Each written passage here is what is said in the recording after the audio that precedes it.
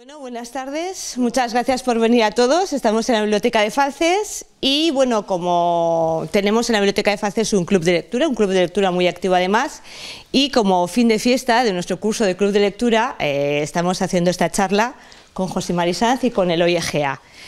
La charla va sobre el origen de Falces, costumbres de Falces, y va a terminar además con una aventura de una pequeña excursión a un yacimiento de Falces que ha prometido José Mari, que nos va a explicar allí. Lo vamos a ver muy claro toda la explicación. José Mari Sanz, imagino que todos lo conoceréis, es un poco el erudito local de Falces. Ha escrito desde historia de Falces, costumbre de Falces, vocabulario de Falces, fauna de Falces, o sea que cualquier cosa que necesitemos saber de Falces. A José Mari, bueno, y a sus libros, que los tenemos aquí. Y José Eloy es amigo de José Mari, usuario habitual de la biblioteca, muy aficionado a la historia y además conocedor de costumbres de Falces y de maneras de funcionar de Falces. Entonces, entre los dos nos van a dar esta charla. O sea que, adelante. José Mari. Bueno, pues... Buenas tardes. Perdonar estas deficiencias que hemos tenido. Hubiera sido más ilustrativo con fotografías, pero bueno, nos apañaremos. Gracias a Vicky y a todo el club por habernos invitado a dar esta charla. Y como ella decía, lo que vamos a explicar es, primero, una parte histórica en dos tiempos. Uno, demostrar o explicar de dónde proviene el nombre de Falces, que hay dos versiones. Vamos a ver una que es sencilla de comprobar, porque no hay más que coger un diccionario. Y la otra es el aspecto teórico de cuándo se fundó Falces, pero sustentado esa teoría sobre acontecimientos históricos bien contrastados que figuran en los libros de historia y algunas otras cosas más. Esa será la primera parte. En la segunda hablaremos de costumbres de Falces, que vamos a hablar, bueno, ya hablaremos después. En eso es Eloy en el que me va a echar una mano, y sí se os ruega que participéis, sobre todo en el segundo, pero cuando yo termine la parte expositiva de la teoría, preguntar todo lo que se os quede en el tintero, y yo os iré contestando.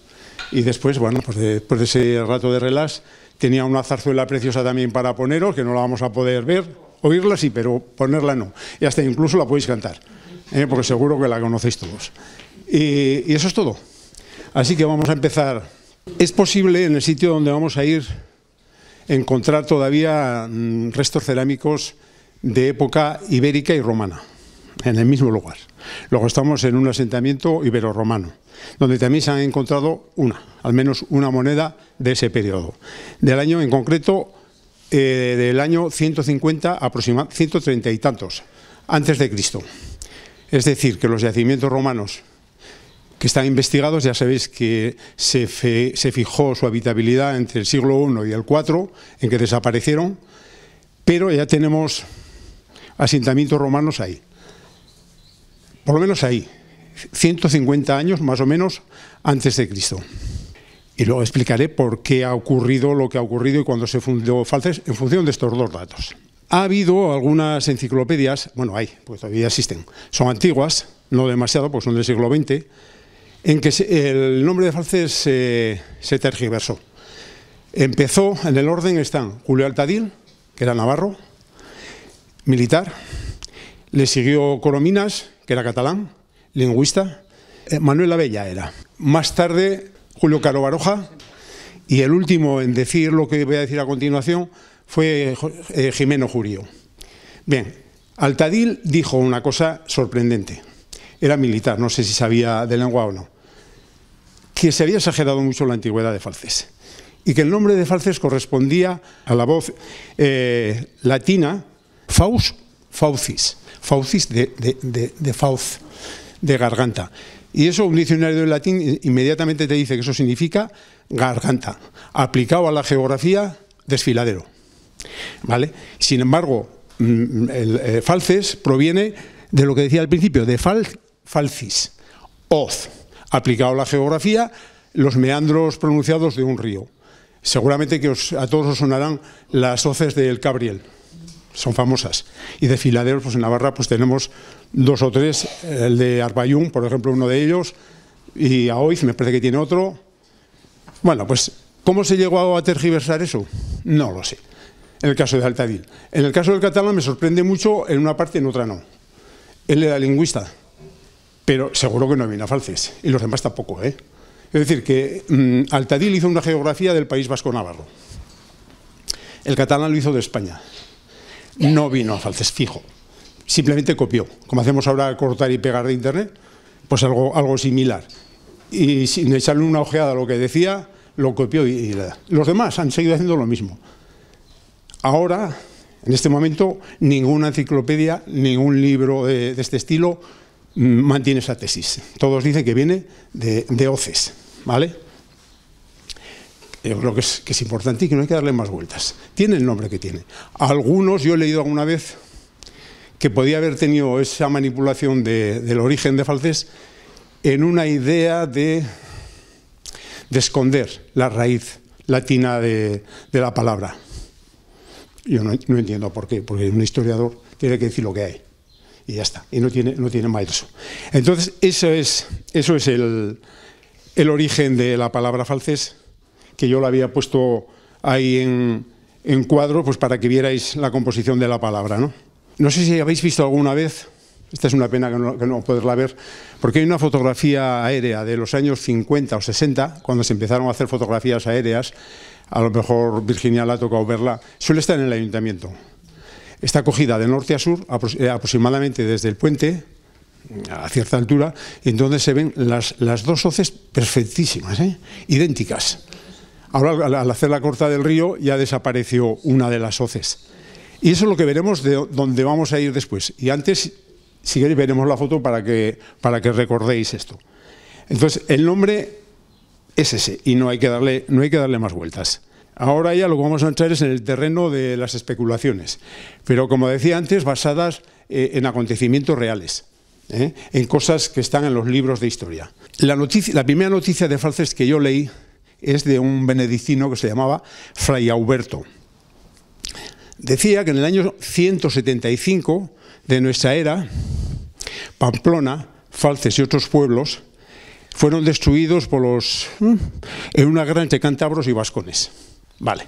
Más tarde, ya en el 400 y algo, ya lo que decían dos escritores diferentes en el 435 es que los arrianos habían destruido, entre otros pueblos, Falces y habían matado a todos los cristianos y quemado a su obispo. Bien, estos acontecimientos, tanto Altadil como Julio Caro Baroja los desmienten. Dicen que no tienen credibilidad. Como la fecha 175 coincide con la de Altadil, cuando dice que se ha exagerado la antigüedad de Falces, fijándola en el siglo II, doy por hecho que leyó esta crónica y que no le dio crédito. Vale, yo admito que el cura, a mayor gloria de Dios, exagerase, incluso que mintiese, pero no se iba a inventar el nombre de Falces, como no se inventó el de Pamplona. Hombre, un poco de sentido común, ¿no? Digo yo. Y los demás pues han seguido su rastro. De alguno, como ya sabemos las tendencias que tenía, pues si quieres no te extraña, pero es que me parece absurdo. Si dices, bueno, claro, este hombre, que su libro no se publicó hasta el siglo VII, ¿de dónde se puede informar? Porque claro, ahora los historiadores necesitan todo cotejado. Pero claro, ¿dónde obtenían esta gente? Les llaman cronicones, ese tipo de escritura. ¿Dónde obtenían la fuente de información? En mi opinión, y hasta hace no mucho tiempo, en los monasterios. Pero claro, los monasterios, papeles mal cuidados, incendios, las guerras, sobre todo la napoleónica, que quemaron todo, y donde no se quemó con la desamortización, también desaparecieron papeles. Que no tengan fuentes es normal, pero en aquellos tiempos donde se guardaban los documentos eran los monasterios. Entonces, seguramente se instruyó allí, se escribió la crónica, si la exageró o no la exageró, tal vez sí. Eso es bastante común entre nosotros cuando queremos ensalzar algo, pues lo mismo que en las batallas antiguas, te hablan de cientos de miles de muertos y ve a saber cómo llevaban la intendencia a tantos miles de personas. Entonces, bueno, pues ahí tenemos esos datos que a mí me parecen muy valiosos. Tengo que decir que aunque fuese cierto que en Falces había obispo, la iglesia no funcionaba como ahora. El obispo no sería más que un jefecillo, que seguiría el rito visigodo, o sea, el estilo de un párroco, ¿no? Que seguirían el rito visigodo hasta entonces vigente, hasta el siglo XII, Virginia, se usó el visigodo. Y además se mezclaba con la cultura popular. En la zona vascófona, sobre todo, con Masajuan o con Andramari, como madre de la tierra. Se mezclaban, porque permitían que sucediera eso. Luego, después, ya vinieron los frailes blancos y dijeron que eso se había acabado y que todos con la época, con la iglesia moderna. En fin, resumiendo lo que hemos visto de datos que se pueden contrastar. En el 150 antes de Cristo llegaron los romanos allí. Cerámicas ibéricas, yo las he visto y tengo una. La moneda se encontró en el año 70 y tantos. La encontró Belzuz, pastoreando, y se la regaló a Melchor Armendáriz. Melchor Armendáriz me la dejó a mí, porque sabía que me gustaba, que hacía colección de monedas, a ver si se la databa. Y se la daté bien sencillamente, que a lo mejor hasta la tenéis vosotros. Diario de Navarra, en un momento determinado, dio unos cassettes con fichas de monedas antiguas. Ahí estaba esa ficha. Esa moneda es la primera que acuñaron los romanos en Navarra. El año, me parece que 153, en la cuenca de Pamplona. Es un as de Bengoda, en bronce. La tengo fotografiada, también estaba la fotografía aquí. Porque Melchor se la dio a una de las hijas, le hizo un colgante, afortunadamente le hizo con cuidado, entonces lo que hizo es un anillo para que entrara adentro y no hacer soldaduras ni estropearla de ninguna manera, ¿no? El nombre al que vamos a ir, ese yacimiento se llama Castejón. Castejón en latín significa pequeño castillo. Vamos a ver que aquello responde a un pequeño castillo. Y digo yo, si llegaron, se asentaron allí y nombraron ese sitio Castejón, guiados por la geografía, también a las hoces del río, o por las hoces del río que están debajo, a Falces le pondrían el nombre Falces. Y claro, si en el siglo I, aún estamos en el I antes de Cristo, pero si en el siglo siguiente ya estaba el regadío ocupado de villas, significa que el pueblo existía bastante antes. En el año 95, los arqueólogos del gobierno de Navarra hicieron un sondeo y en el castillo encontraron huellas romanas. Y las enciclopedias también hablan. En el siglo VII que se encontraron monedas romanas y en el VIII visigodas. No se iría nadie a vivir a las villas, que normalmente era un retiro para políticos o militares ya ancianos que tenían prestigio y tal, y una concesión para que vivieran felices, tranquilos y explotando pues una heredad, ¿no? Por la que tuviese.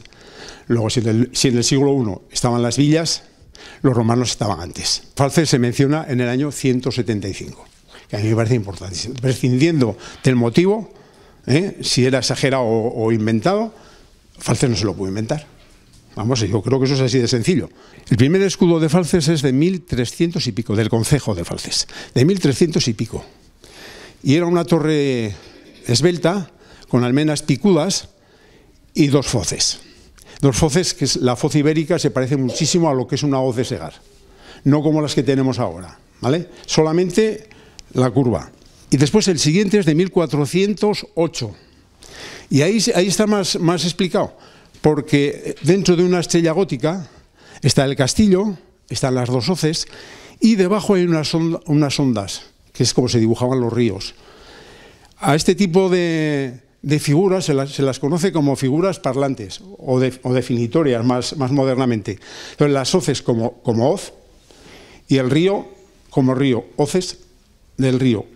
Y estamos hablando de una época que sí sabían lo que era la heráldica, la entendían y la usaban con propiedad. No como ocurrió ya después en el siglo XVII, que ya quien más dinero tenía, más bombo le daba su escudo, y a veces se inventaban cosas.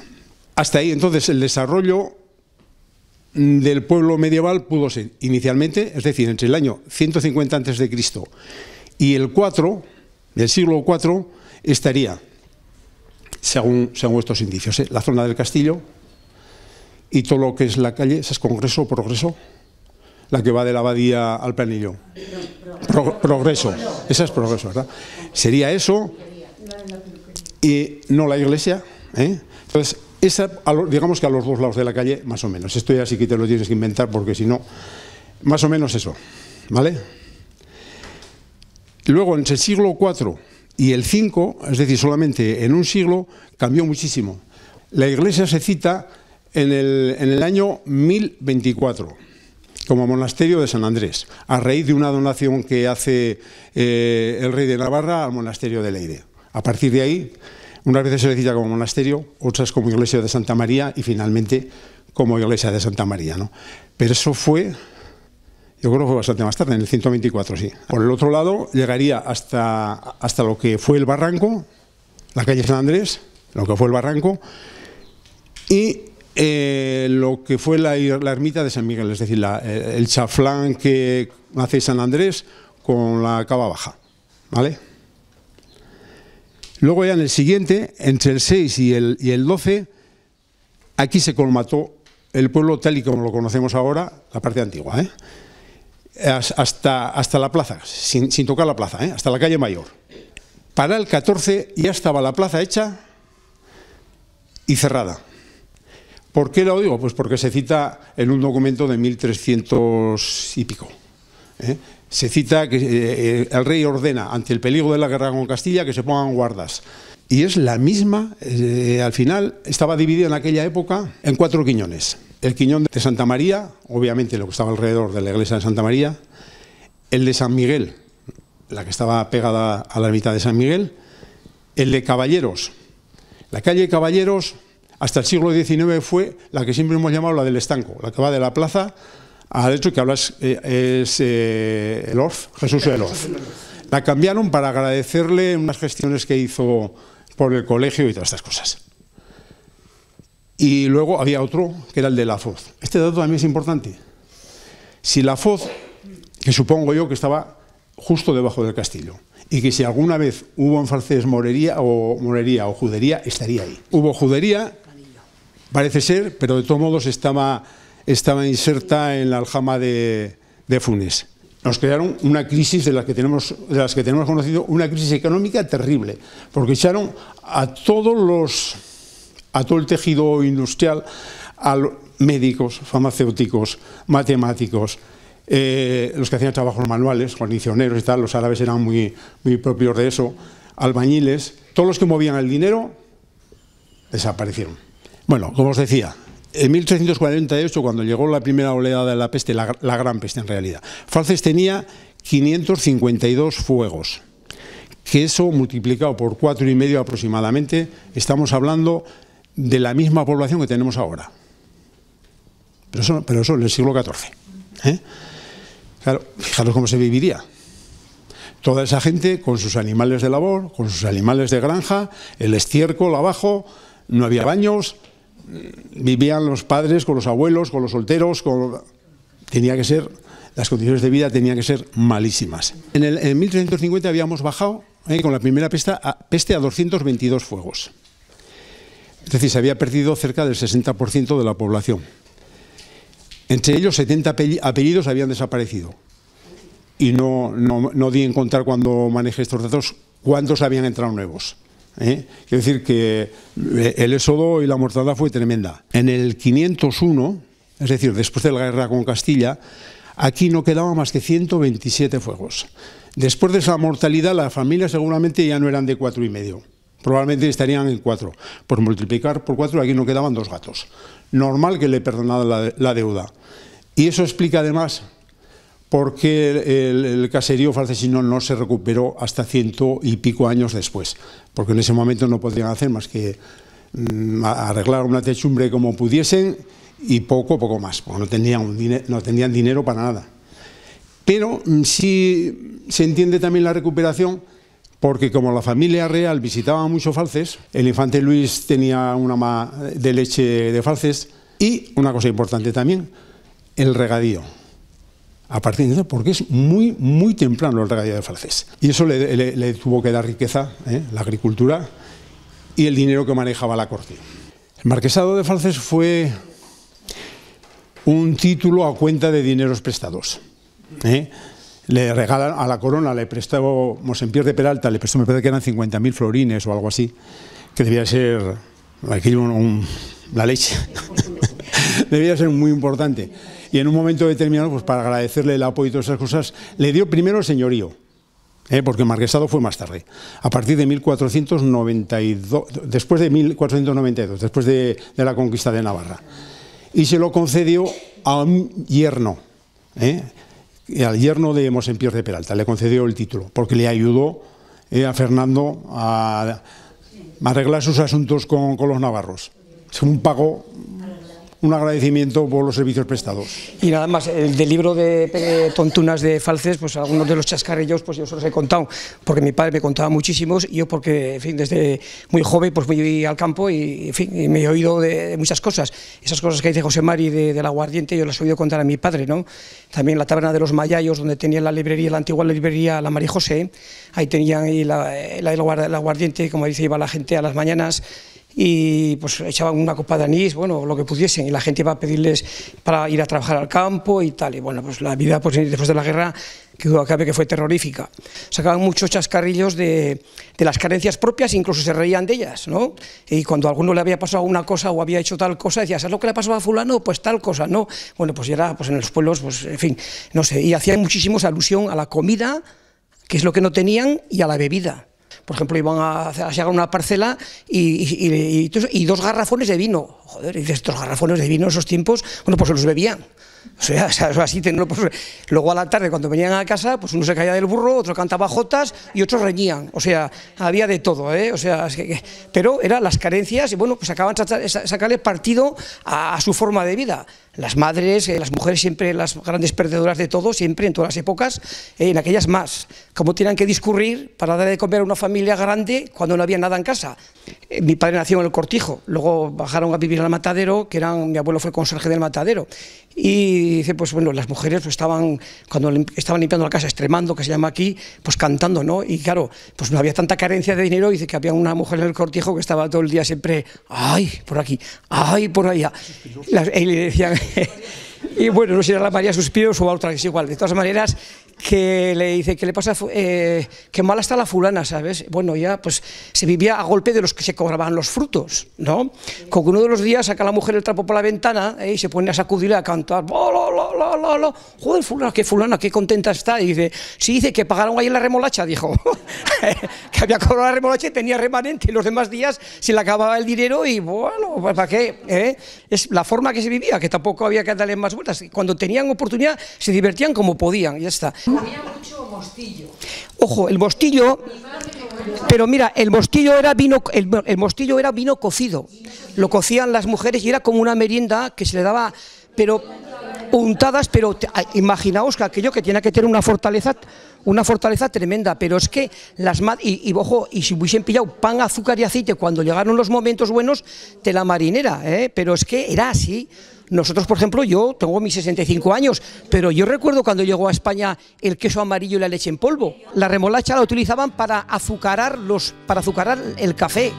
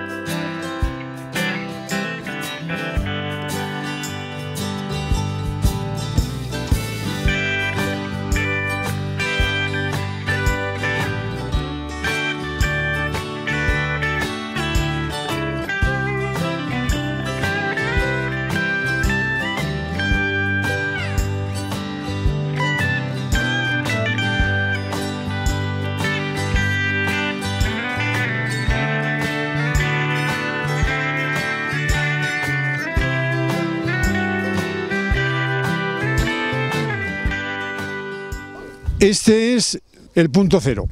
Aquí es donde empezó todo para Falces. Aquí es donde llegaron los romanos en el 150 aproximadamente, antes de Cristo. Y esto le llamaron Castejón, pequeño castillo, que en latín no sé pronunciarlo. Hay un trozo de paño todavía en ese bajando, pero se ve subiendo por el camino. Hay 8 o 10 piedras perfectamente colocadas que se conservaban, ya no sé si están o no. Esta zona de ahí hay restos de muralla, de relleno de muralla. Esto estaba muy protegido. Pues claro, como no sabemos si los iberos se fueron cuando los vieron llegar o se dejaron conquistar los conquistaron y se volvieron cristianos, vete a saber. Pero la cuestión es que aquí están mezcladas las cerámicas, es decir, los romanos se asentaron encima. Esto era una viña que se labraba con burro, luego no hay labores profundas, lo que haya abajo se puede encontrar. Y aquí se han encontrado muchos molinos de estos circulares que habréis visto que los mueven para romanos, argollas y muchas cerámicas. Entonces, esto es una pena que no se explore porque todo lo de abajo, como decía, hay 7 u 8 yacimientos y los 2 que están investigados, que es el de San Esteban y el de Villares que está allá abajo, está ocupado entre el siglo I y el IV, es decir, unos años después que esto, cuando ya los romanos se asentaron. Si recordáis, igual lo recordáis, cuando se tiró el Salvador Viejo, don Vitorino escribió un artículo y dijo que habían salido ruinas romanas. No sé si lo recordáis. De cualquier manera, en el 95, cuando vinieron los de Diputación, encontraron restos romanos en el castillo. Luego, esto se colonizó al principio del siglo I y obviamente cuando todo estaba pacificado, pues ya se empezaron a quedar por ahí otros a explotar las villas. Pero bueno, ya veis que no es un sitio grande, ¿eh? Incluso, creo recordar, yo encontré un molino en la ladera esa de ahí, que en el talud se ven trocitos pequeños de cerámicas, que si os fijáis, seguro que podéis coger alguna. Lo que no se ven es, de esta posición, las hoces no se ven bien. Esta va cerrándose, pegándose al monte y hace, ya veis la curva que viene desde allí, ¿no? Del Arquillo hace una primera curva, otra muy pronunciada así, y esta se iba para allí porque la corta del río empieza aquí. Se iba más al regadío, hacía un giro grande y venía la otra por el pueblo. Esto lo único que se puede hacer es convencer al gobierno de Navarra para que, explicándole lo que os he explicado yo a vosotros, que se interesen y empiecen a hacer excavaciones. Y entonces sí que cogen gente, estudiantes de historia y todas estas cosas. En los yacimientos arqueológicos romanos, los que están abajo, porque hay otros, aquí adelante tenemos 2 más, que están todos paralelos al río Arlas y que se pueden regar del río Arlas. Se pueden regar, elevando el agua, con una noria o con lo que fuese, ¿no? Entonces, este verano publicaré el libro del regadío y ahí, pues, cuando no hay pruebas, pues se establecen hipótesis. Pero bueno, el origen del regadío es muy, muy antiguo, tiene unos 850 años, y lo hicieron los de Falces y los de Arlas. Entonces, pero la teoría es que puede ser romano.